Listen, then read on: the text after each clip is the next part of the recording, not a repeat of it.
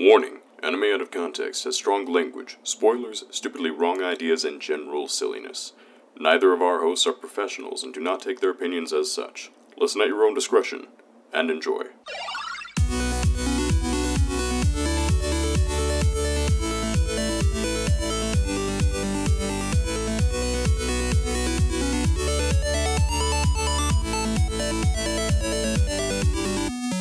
Hello and welcome to Anime Out of Context, the show where I attempt to explain the sometimes weird, sometimes wonderful, but always hilarious world of anime. And I feel the true horror of Stockholm Syndrome. I'm Shaun Rollins. I'm Remington Chase. Remington, we've done it. We have reached episode 10. I have survived 9 anime so far. And you even liked some of them. Which blows my mind. In fact, it's a pretty positive ratio of things you've liked. Yeah, so far I have liked 4 out of 9, so almost half. Exactly, which is mind-boggling, because when you got into this, you thought you would hate literally every second. But though I have liked 4 of them, I have utterly despised and loathed the other 5. So really, we've got a nice thing going. Probably. It's kind of interesting to think how our first episode, I set the baseline with Rosario Vampire, oh, God. And it has remained the baseline for you. Yeah, it is right in the middle. Like, I hate Rosario Vampire, but it is right now at, 5th place. How does that make you feel, Remington? Not great, because I think in episode 1, I asked something along the lines of, how could it possibly get worse? and the fact that it is now, the median blows my mind. I'm impressed with how things have gone so far, honestly, because not only have I surprised you, but you've surprised me with a lot of things. Yeah, and I've surprised myself, quite frankly. I've liked ones that I didn't think I would. I hated ones that I knew I would, but you thought I would like. Well, I thought there might be a chance of you liking them. I thought maybe there was a possibility that you'd be like, oh, that's nice. But apparently you think most of them are utter garbage. That's because most of them are utter garbage, Shaun. That's all a matter of perspective, Remington. I am learning about the anime genre, but I still don't like the anime genre. Well, here's the thing, Remington. I've been trying to get across to you that anime isn't a genre. Yes, it's just a category with a bunch of genres within it, and it's just, if anything, a style. It's a medium is what I like to think of. Yeah, there you go. It's like any kind of TV or movie. It's just a style of animation that happens to originate from Japan and has a lot of similar quirks amongst its many genres. Because that's what I've been trying to emphasize with this podcast, Remington, is that most people think anime itself is a separate genre of stuff, and if someone likes anime, you can automatically tell what the kind of person they are, but except you can't, because there's so many different types of anime within itself that someone who likes Rosario Vampire might hate Sword Art Online, or someone that really loves Mirai Nikki might also love Umaru-chan. I wonder who I'm talking about there. Your first category of person is terrible because they like Rosario Vampire, and your second category of person, I think, is a very astute and intelligent individual. Really? With good taste. Oh, I'm sure. Definitely not susceptible to moe trash. Yeah, I definitely think that throughout these 9 episodes that we've done so far, through the ups and the downs, overall, I have enjoyed myself. And that's why, towards the end of this episode, you and I, we have a very special announcement, but we're going to save that to the end. Build the anticipation. Exactly. Got to give people something to look forward to, because if you just come out and say it, no one's going to listen to the rest of the episode, and they'll leave us in the dust. Exactly. So as our listeners are anticipating that, I am dreading to see what you have in store for me this episode. But Remington, I actually have something really good for you this time. Do you, though? Oh, I think I do. And if you don't like it, you might get a lot of flack. Because that's never happened already. I haven't already hated some fan favorites. But, Remington, there's something I have to bring up with you. Okay. I don't know if you remember. It's been a while. In episode 2, I did something that was a little, cruel and unusual, as you put it. Oh, God. Okay. Let me quickly explain to the listeners what happened. So episode 2, Shaun decided that we were going to watch Sword Art Online, but instead of our usual rule of 3 to 4 episodes, I was going to watch 14. After that episode, I told Shaun that he's only allowed to pull that shit once every 10 episodes. For every batch of 10. We are now in a new batch of 10. I swear to God, Shaun, if you are implementing that rule right off the bat... What? Remington? Oh dear God, why? I had to do it for Sword Art Online because you had to understand that first half of that season. You know, it was important. I thought that maybe it would be like episode 14 or 15 that you'd hold off, but right off the bat? Well, Remington, it's the way these things go. You know, you plan out a curriculum and you think you know exactly what you're going to be doing when you do it, and then some long-haired fuck comes and ruins it halfway through. So you've got to kind of realign things a bit. But episode 10 has stayed stagnant the whole time in my curriculum, which is good. Problem is, you're gonna have to watch the entire thing. The entire thing? Oh, the whole thing. Like, all of a season or the entire show? The entire show. Oh my God. Okay, and can I ask how many episodes I'm going to have to endure? I think I'll tell you in a minute. Oh God, I hate this so much. This is the worst. You have no self-control. I have plenty of self-control, thank you very much. I've had this plan from the beginning. God damn it. The only salvation I have is that it will be at least 9 episodes till this happens to me again. Yeah. I'll be honest with you, Rem. If I was to stop this show partway, you would hate me for it. What? 100%. If I was to stop this in the middle or near the end or anything like that, you would demand I let you watch the rest of it. Oh, these are some big claims. And everybody who's listening who knows what I'm talking about will agree with me. Oh, I'm in such a weird state right now because I'm so sincerely curious, but at the same time, I'm also mildly tempted to jump out the window. Remington, this show is so good that if you don't watch the entire thing in one go, you're just not gonna be happy with yourself. I am so immensely skeptical. Sword Art Online is one of the worst ones we've seen, and I think that is in large part because I saw so much of it. Oh boy, Remington, I hate this. I hate this so much. It's not that much though, Remington. Oh, isn't it? Yeah. It's only a 23-hour marathon straight. It'll be fine. See, you're exaggerating. You know why? Because we're watching an anime movie, Remington. Oh, yeah, look, what? Pardon? Oh! Did you not know that anime came in movie flavor? I guess I did, but I've always viewed anime movies as, like, spin-offs to anime series? And most of them are that. Is this one not? It is not. Oh, now I'm real confused. I have no idea what to expect right now.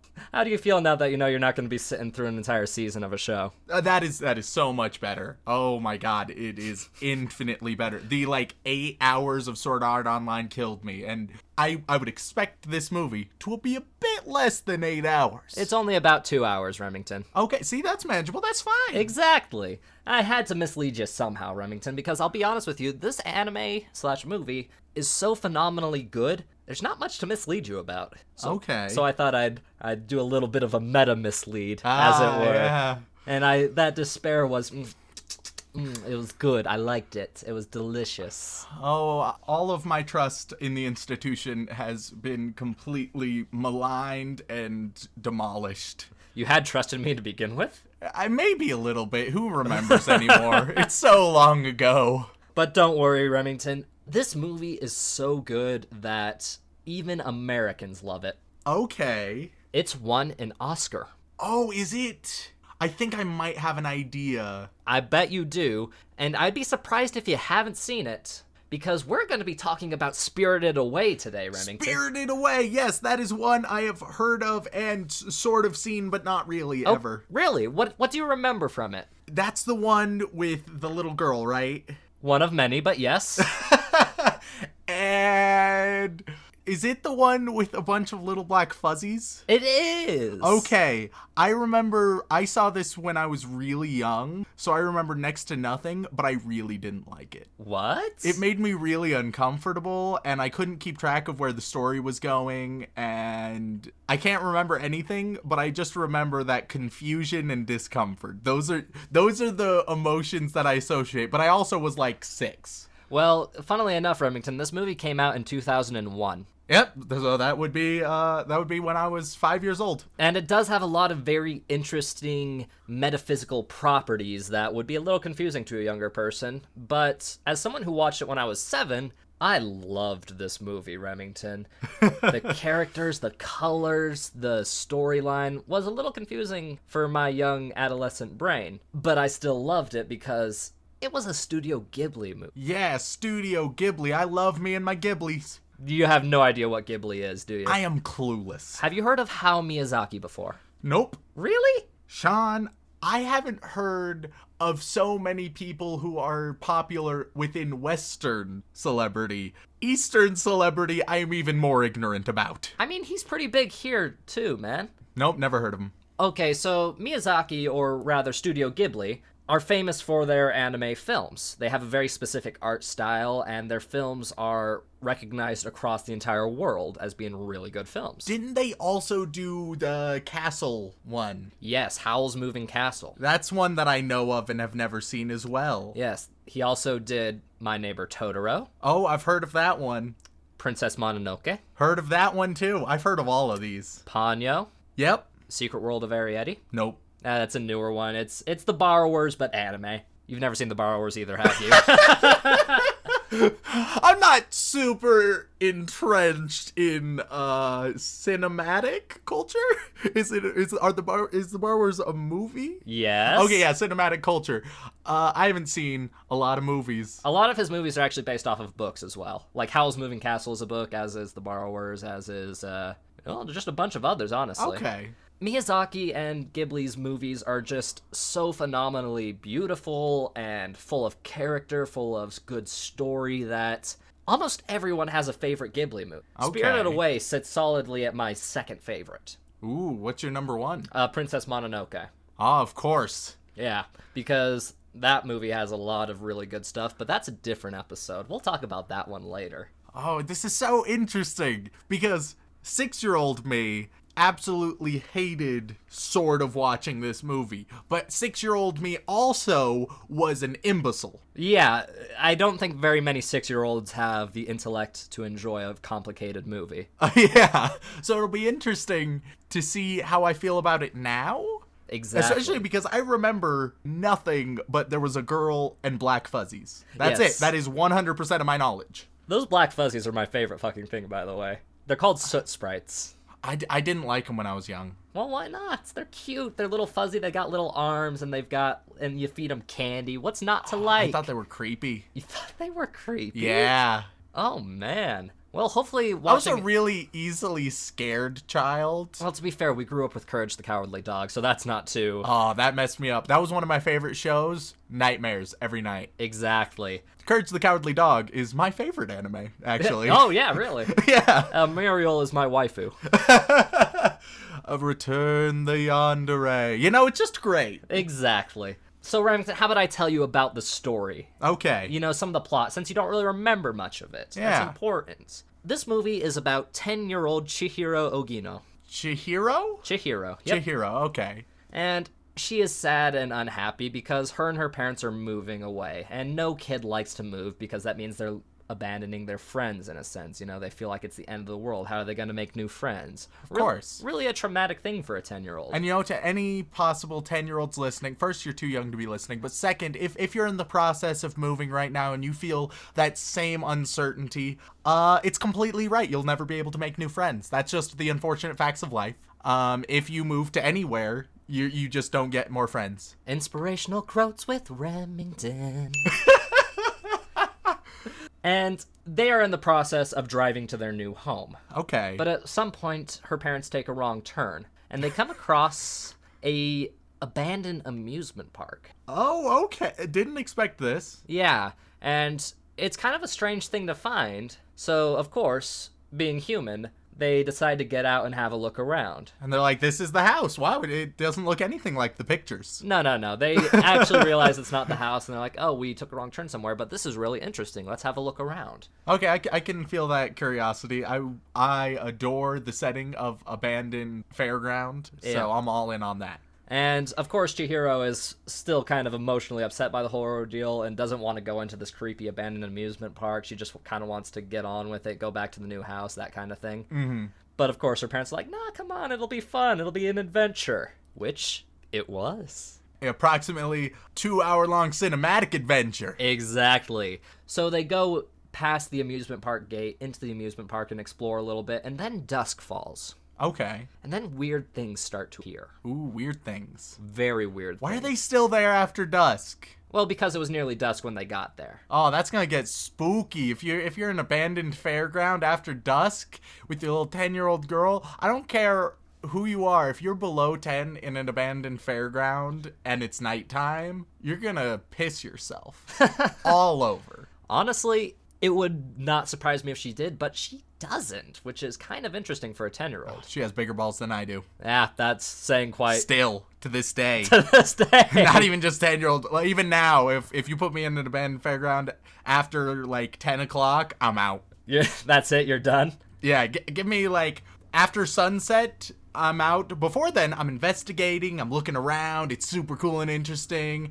As soon as the sun is down, that's when the spooks will come out and get you. Exactly, and guess what happens, Remington? The spooks come out and get them. Exactly, but not in such a direct fashion. After dusk falls, they enter a kind of concessions area of this fairground. Okay. And there's food everywhere. Okay, I have a guess. Yes? I have a prediction, and this is a prediction, even though I've seen it before, I've seen it once and I remember literally nothing, so this is a going in ignorant guess. I think that at dusk, as soon as the sun goes down, they enter, like, a different world, an alternate reality, maybe?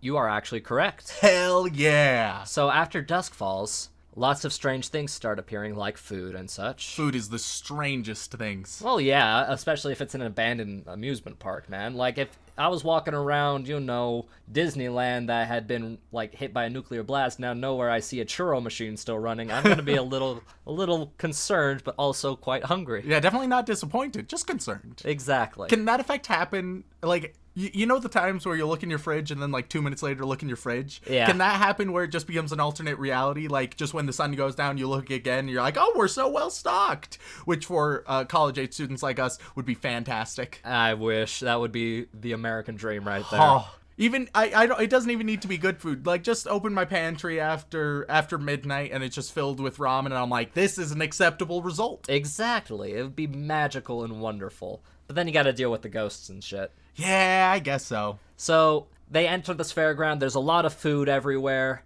and of course the parents are like, well, that smells delicious.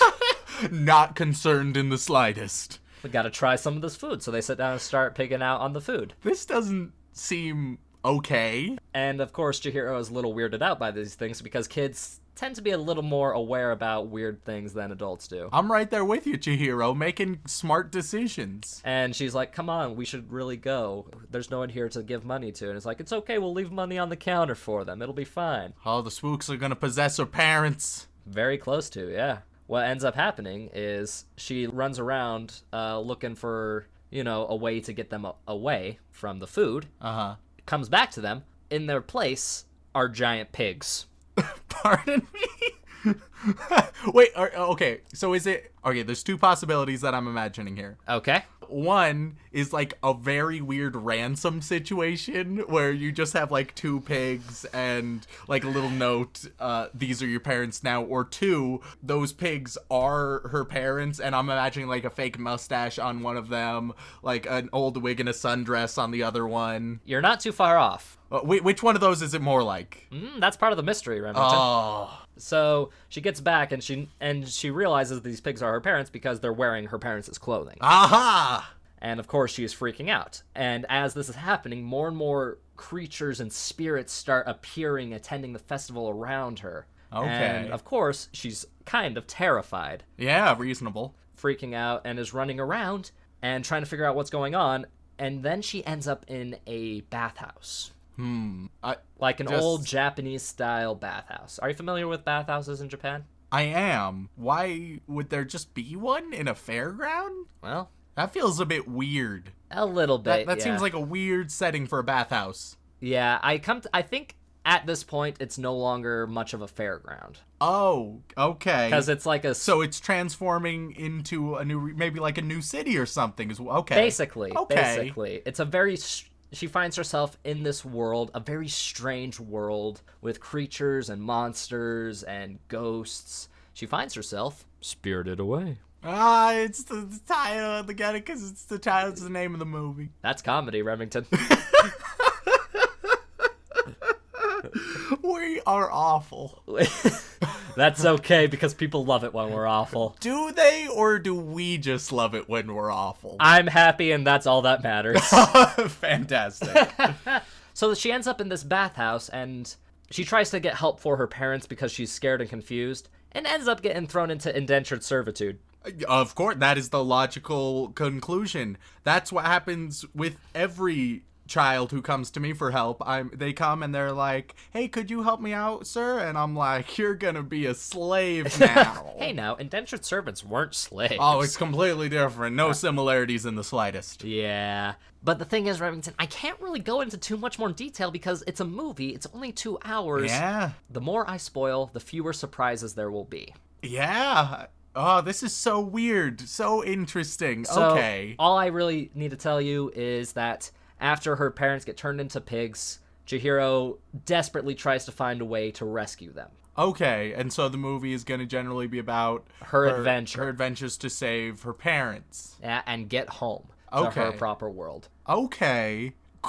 Here's my idea. Just wait for the sun to come up. It's not that simple, Remington. I feel like it might be. It's not, though, because she does try to run back to the entrance. Yep. Can't get there. What do you mean can't get there? Oh, you'll have to watch the movie to find Just- out, Remington. Just keep walking. Come on, Chihiro. Put Yeah. in the legwork. You'll see why eventually. Oh. But like I said, there's so much intrinsic complications in this movie that telling you much of it would be a sin, because there's so many interesting twists and turns and characters and creatures and plot points that it's hard to talk about it to someone who hasn't seen it. In fact, what I've told you is honestly too much. Like, the pig reveal is kind of a big thing, but I felt like I needed to tell you that much just to kind of get you a little interested, a little curious, get you into the spirited away mentality. Okay, so I'm very interested to see how I'm going to feel about this, because I'm going in with a slightly negative bias from my 6-year-old self, but with the knowledge that that is a very ignorant bias. Exactly. So I have no idea how I'm going to view this, how I'm going to feel about it, what I'm going to think, especially because even though I've seen this about 15 years ago, I don't remember a thing about it. And that is what's going to make this so magical, Remington. Oh, this is so interesting. Okay, I'm feeling ready. I'm feeling good? I'm feeling ready to go into our 10th anime. I'm really hoping it's going to be good, and we'll see on the other side. I'll tell you this right now, Remington. Even people who don't like anime all that much like this movie. Okay, that's promising. Because I'd put myself in the category of people who don't like anime that much. So, I'm hoping that I will like this movie. And that's the point of my podcast, to try and change that. All right, we will be back in a short 2 hours. Both. So I figure we'll explore both sides of how I feel about Spirited Away before I come up front and say my conclusion of it. How early should they grab the pitchforks, Remington? Don't grab them yet, but keep them around. Have them ready. Oh no. This is it. This is the end of the show.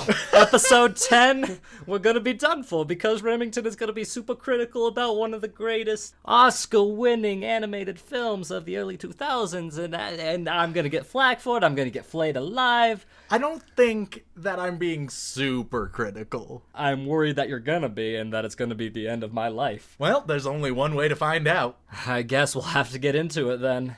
Do you want to start with the positives or the negatives? What do you think would be best to highlight your true thoughts and opinions. I think we should start with the positives, because I feel like Spirited Away is one of those movies that when you discuss what you dislike or think wasn't done well about it, there's going to be a whole lot of people coming up through the cracks yelling, "You just didn't get it. You didn't understand the underlying meaning. You were expecting something different. It's your fault," right? And so before they stop listening to me, I'll say some good things. Sounds like a plan, and I will be evaluating our friendship as we progress.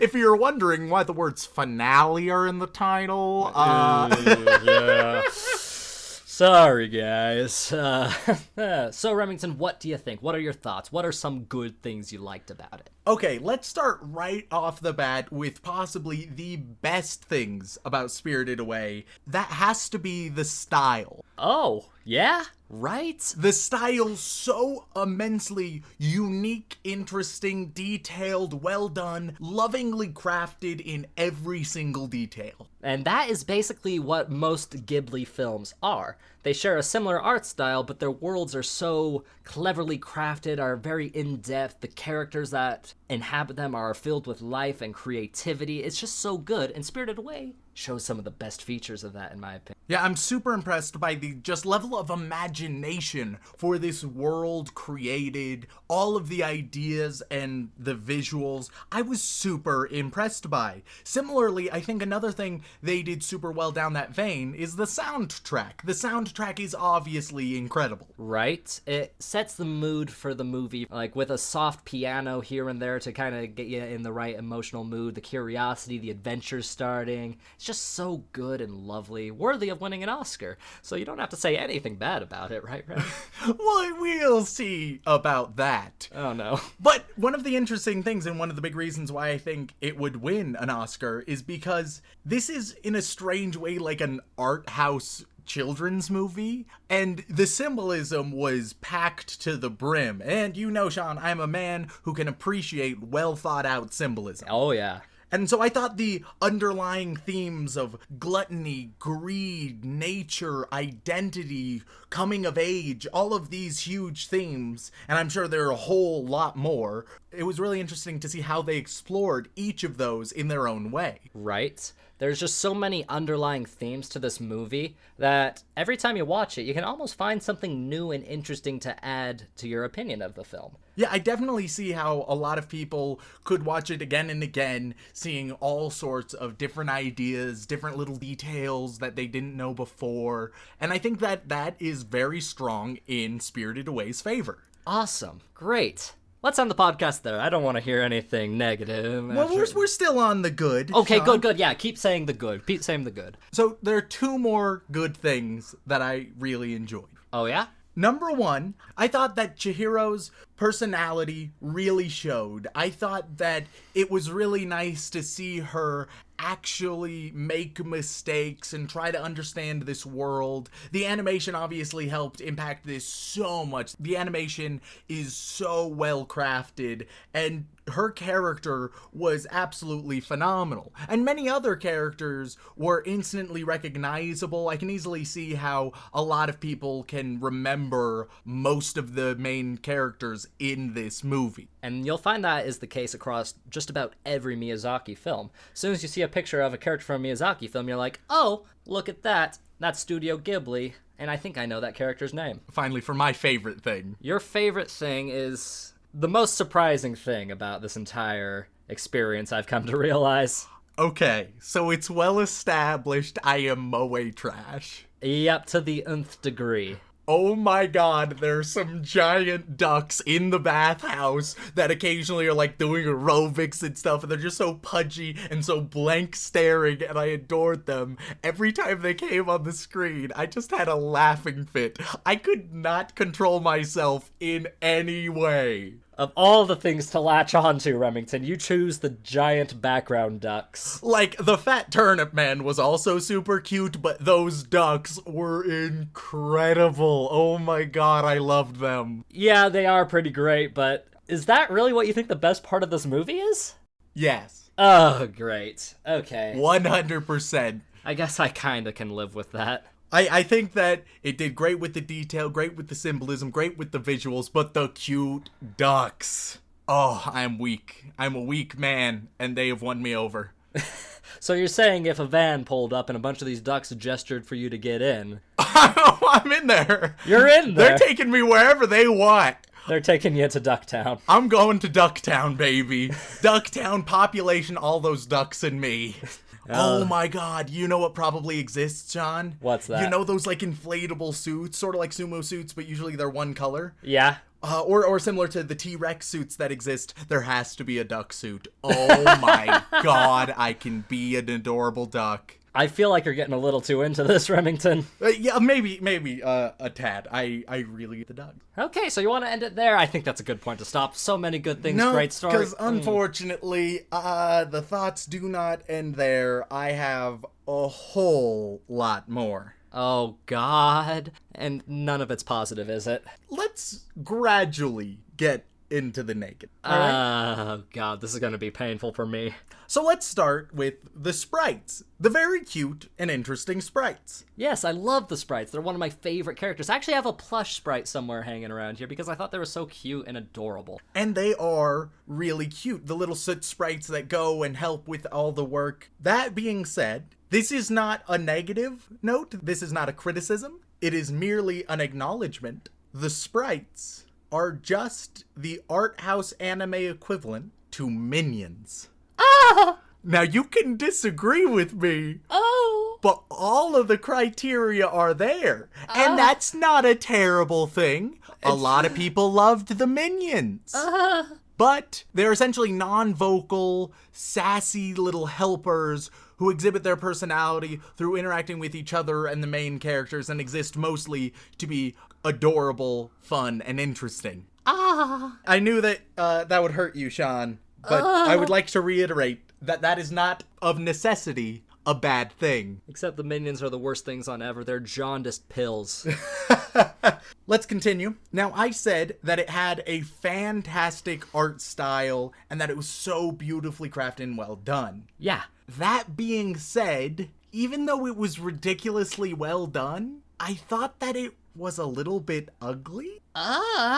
Like, there were some beautiful moments, but overall, the art style did not resonate with me. I loved the ideas behind it, and there were a lot of moments that I thought were genuinely breathtakingly beautiful, but 9 times out of 10, most of what was going on wasn't visually positive for me. Oh my god. This is worse than I could have imagined. And that is 100% subjective, and I acknowledge that. I just found it to be too plain at times, which is a word that's gonna get me tarred and feathered with a large part of our audience, and I acknowledge that. It's just that it didn't sit well with me. It never drew me in, and it had some really nice moments. And once again, I want to reiterate, so well done. I just didn't find it aesthetically pleasing a lot of the time. Oh god, it hurts. Remington, the point of this show is for me to cause you suffering, not for you to hurt me this deeply. And I apologize. I just thought that a lot of moments were in the uncanny valley for animation. And now, this is one of those moments that a whole lot of people are going to tell me, well, that's the point. You're supposed to feel uncomfortable because you're in a brand new strange world. So you're supposed to be feeling what your hero feels, in that you don't understand, and it really focuses on external beauty as opposed to internal beauty and the conflict between the two. I get it.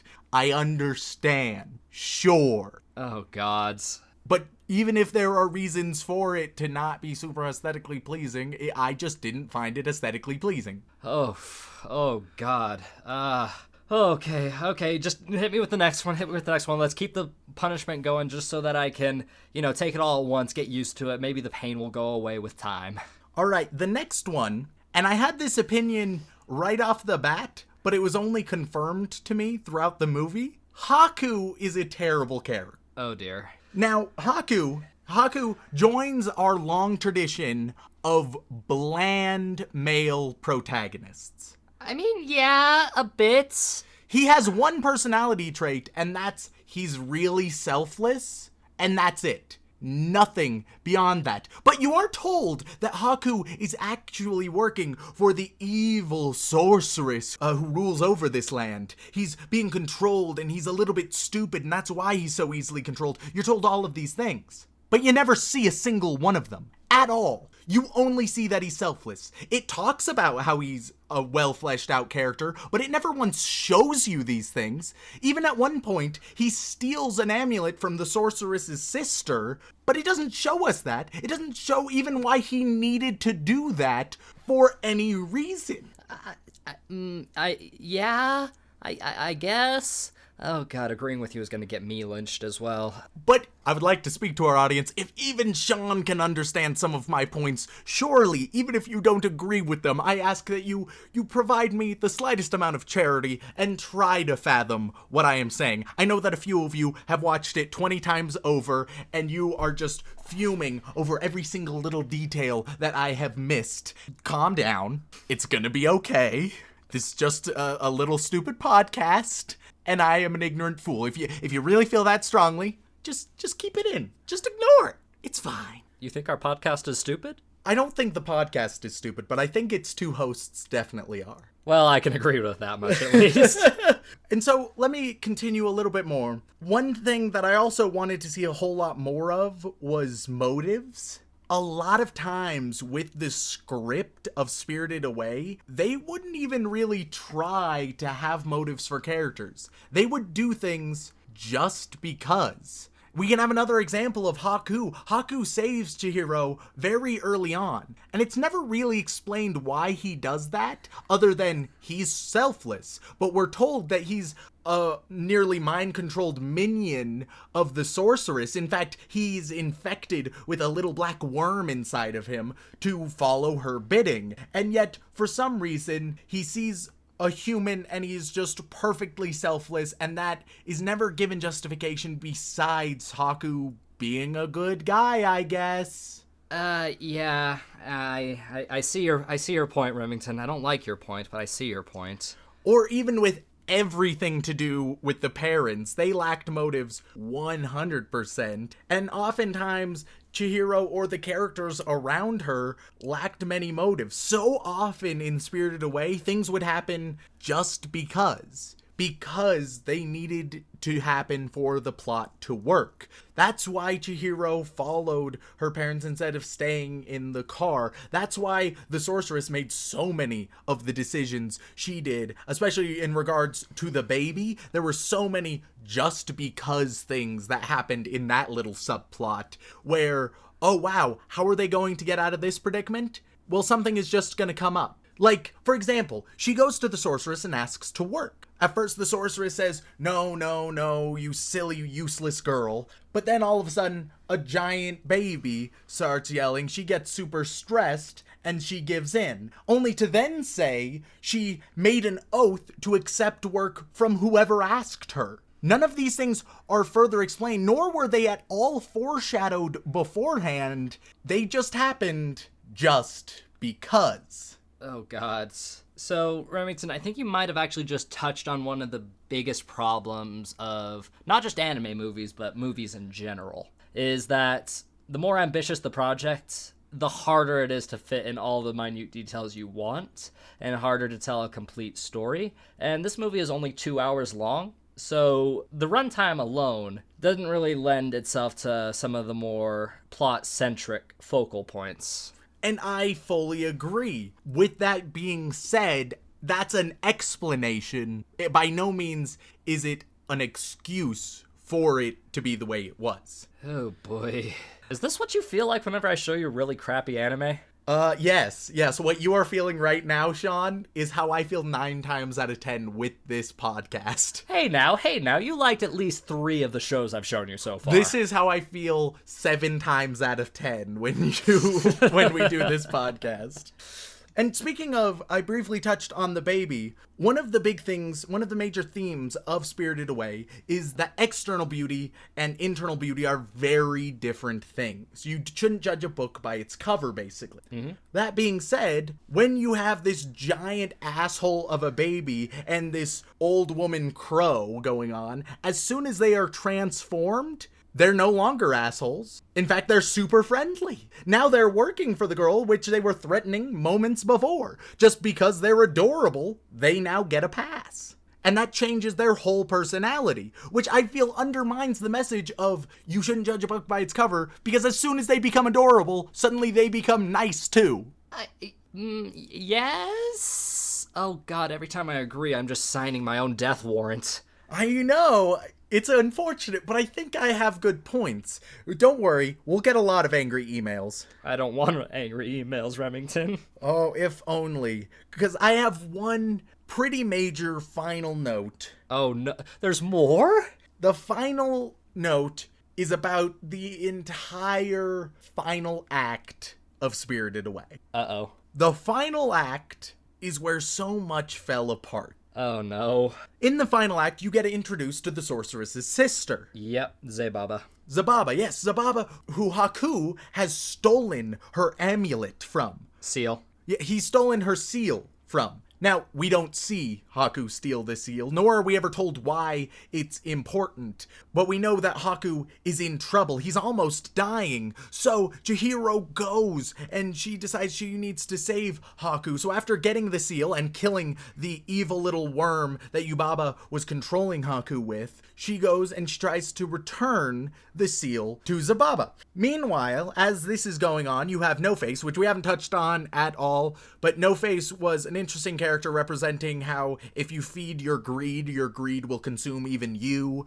which is a really nice message, really interesting, really well done. He's the most recognizable character of the entire series, actually. Yeah, if you saw a picture of No Face, you would be like, oh yeah, I've seen him before. But with him, he has an arc where he starts consuming everybody around him, giving gold from the bathhouse, and he really, really wants to see Chihiro, because Chihiro was nice to him and wasn't greedy, etc., etc. But then he starts consuming everything, and then immediately she gives a panacea, a nice cure-all that's been given to her by what ended up being a river spirit who was polluted. That was a whole subplot, which I thought was decent. And then all of a sudden he pukes everything out, and he's completely back to being perfect and nice. And I understand that he's perfect and happy and nice now. I don't understand why she would immediately trust him, but nonetheless, the train scene is nice, so that's fine. Then they go to meet Zababa. They go to Zababa, and all of a sudden, Zababa is fine. She has no vendetta against Haku. Haku shows up, and even though he just stole her seal and she was trying to kill him for it, now she is totally fine. Finally, they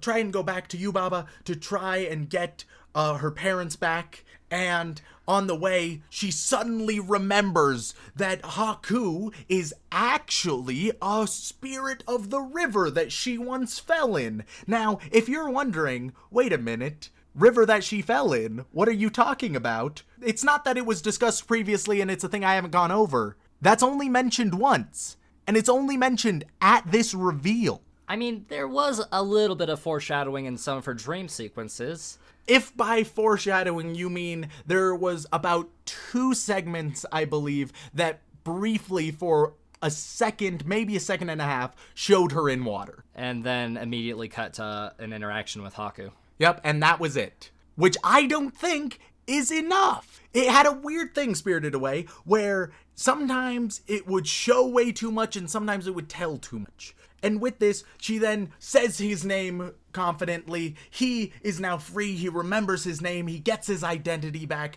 They show up to Yubaba, and now is the moment for her to get her parents back from their pig form. And so Yubaba has a final test. And the test is, I have these pigs lined up. If you can correctly identify which ones are your parents, you all get to go free. And then she confidently says, it's none of them. And it's none of them. How does she know that? It doesn't explain it. Now, I understand you could easily say, well, it's because of the heart, the emotional connection that she has with her parents. Nonetheless, that didn't help her out when she was trying to feed the panacea to them earlier in the movie. That was a dream sequence. Nonetheless, you say that as if that excuses it, something being a dream sequence within Spirited Away, as if in that dream sequence, if she had noticed it was them, or if anything happened in that dream sequence which was convenient to the plot, people wouldn't immediately go, no, you don't understand, all that was explained in the dream sequence. Oh, God. And so, of course, she just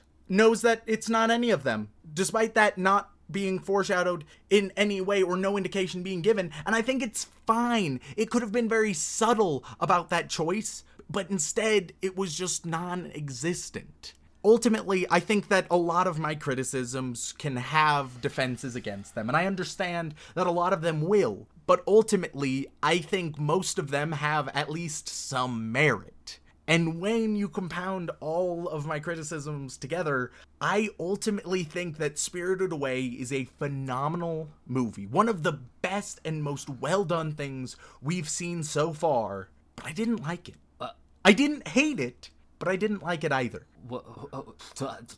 What? This is... you think it was good, but you didn't like it. I think it has some immense flaws and some amazing things that I truly admire. And at the end of the day, when all of those combine together, I didn't find it to be super enjoyable. Okay, Remington, we've been doing this for 10 episodes now. Yep. You know, over the span of several months. And the most surprising thing about this is that my job is to try and surprise you, right? I'm trying to introduce you to this subculture and get you involved in the idea of anime as a medium, as a whole. Of course. Yet the most surprising thing is the fact that you can still surprise me with your thoughts and opinions. And I know that a lot of people are going to assume that I'm trying to be contrarian, and I hope that I have shown that that is not what I'm trying to do by any means. It's not that I'm going in saying that this is overrated. I think that everyone who enjoys this has a lot of valid reason too. I'm just not in that camp. We talked in part 1 about how Rosario Vampire had become the baseline, and I think with Spirited Away we have a new right in the middle baseline. Clearly that baseline is only for you though, man. Because I'll tell you right now, I fully acknowledge that. Out of the 10 anime we've talked about so far, no one is putting Spirited Away anywhere near the middle. And I totally acknowledge and respect that. So wait a minute, you rate Umaru-chan over Spirited Away? Yes, because Umaru-chan, like nearly every other anime that we've seen so far, even though it wasn't as well done as Spirited Away was, I enjoyed it more. And ultimately, that's where I'm rating it. I am not trying to be an objective rating system. I can't do that. I can only say how much I enjoyed the experience, whether that's because it made me think and it was super fascinating, whether it's because the plot had so many twists and turns and mysteries, whether it's because the characters had such depth and charm, or whether there were things that were adorable or funny. And at the end of the day, for whatever reasons, and however valid you think those reasons are, I didn't really enjoy Spirited Away. Oh, God. I mean, I suppose that's the best I could hope for when you said you had negative things to say? But God, that hurts. I'd like to apologize on behalf of the podcast for anybody who has suffered through, like Shaun has, my thoughts on Spirited Away. I am viscerally in pain. It's shocking to me, Remington, because this movie has been a constant ever since I was young, 6 years old when this came out. I watched it multiple times in the spanning years, and I've always enjoyed it. It's always been one of my favorites. Never good enough to be my top Miyazaki film, but always able to be that second place, just because it has that warm spot in my heart. The characters, resonated with me as I was growing up, and just the overall world and design was just something that I loved to imagine existing. And the fact that someone can say it's good, but not like it, is baffling, to say the least. Like, objectively, it's almost unanimously agreed that this is a great movie, and loads of people love this film. Enough so that they won an Academy Award with it for animation. I'd like to clarify, I think everything on the technical side is absurdly impressive. The animation, the ideas, the imagination, the creativity, the visuals, everything is astonishingly great. But the script and the plot and the characters and their motives, that's where we found a lot of difficulties for me. Shit. All right. Well, I have a new mission now, Remington. Oh? Throughout the span of our podcast, I'm going to show you more Ghibli films. Okay. Because there's a Ghibli film for everybody. I will tell you that right now, because the thing about Studio Ghibli is They put so much love, time, and effort into their films that there's almost guaranteed to be one that you will find some kind of resonance with. And for most people, it tends to be Spirited Away, the most successful anime movie of all time. Did I mention that? That it is literally the highest grossing anime film. And I think it deserves that. But you still didn't like it. Nope. Oh my god. So yeah, that's going to be my goal. We're not going to do movies very frequently, because there's so many anime TV series that we have to cover. There's literally more anime than I can even think to name. Yeah. There's not enough hours in the day to even name them. Oh, yeah. But I think every chunk of episodes I'll throw in a movie here and there. They won't always be Ghibli, but most of them will be, because now that I know that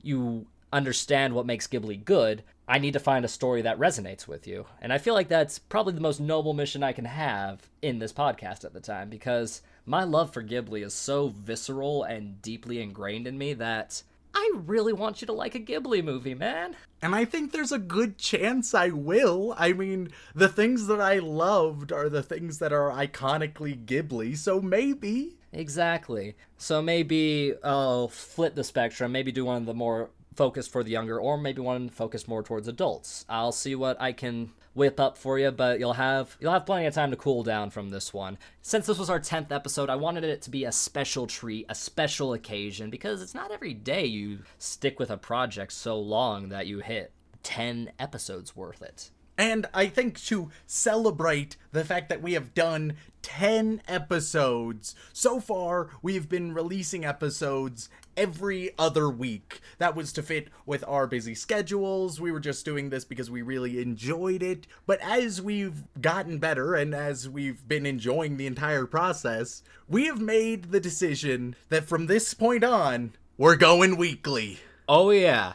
Which means a lot more work for both of us. But hey, I think it'll be worth it, because turns out we kind of enjoy these conversations. And we hope you do too. So that means there will be twice the amount of anime, twice the amount of bullshit reviews, and twice the amount of Remington suffering in pain. That is our most marketable trait. And you're getting some of my pain too when you start bashing on things I love and cherish. Yeah, it also means twice the hate mail. Yeah, please direct all your hate mail to remingtonchase@animeoutofcontext@gmail.com. He will take the brunt of it, and if you have something specifically wrong with me, just mention it in like the subtext or something. I can take it. So yeah, a weekly schedule. You think we can handle that? I know that I can't, but I also know that we're doing it, so We just gotta go with the flow, isn't that right? We're just hastening my demise. So, tell me, Remington, to close things off, would you like to watch Spirited Away again sometime? Unfortunately, and it hurts me to answer this way, I don't think so. Trust me when I say it hurts me more.